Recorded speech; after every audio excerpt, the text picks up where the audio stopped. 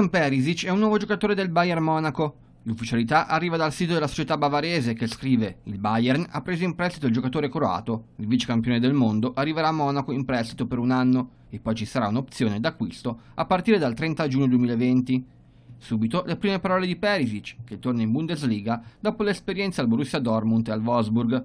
Sono molto felice di essere tornato in Germania, il Bayern è uno dei club più grandi d'Europa. Maglia mia quanto mi costi? Le maglie dei club di calcio non sono affatto economiche, un trend che in particolare nel nostro paese negli anni ha portato il costo delle casacche sempre più in alto. Secondo uno studio di Calcio e Finanza, prendendo in considerazione i 5 maggiori campionati d'Europa, una maglia personalizzata, quindi con nome e numero, costa in media 92 euro. Da noi si va dagli 85 euro della maglia dell'Atalanta sino ai 114 della Fiorentina.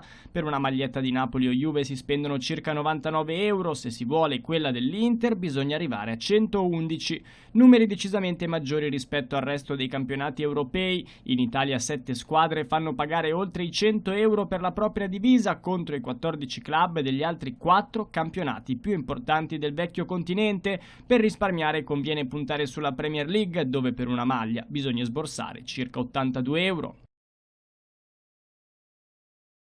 I tifosi dell'Inter sono pronti a regalare ai propri giocatori un esordio in campionato indimenticabile. Si preannunciano infatti 50.000 spettatori per la prima di Serie A contro il Lecce, in programma lunedì 26 agosto a San Siro alle 20:45.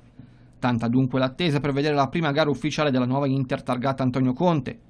Intanto la società nerazzurra comunica di aver già aperto la vendita per i biglietti di Inter Udinese, terza giornata di campionato e secondo impegno al Meazza.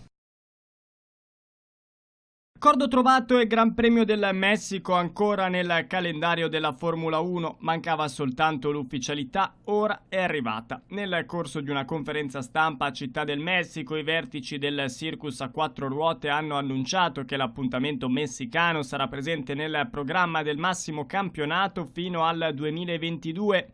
Determinanti per la decisione i riscontri economici e di pubblico nel corso delle ultime edizioni, tali da convincere gli organizzatori e i gestori del circus a dare il via libera.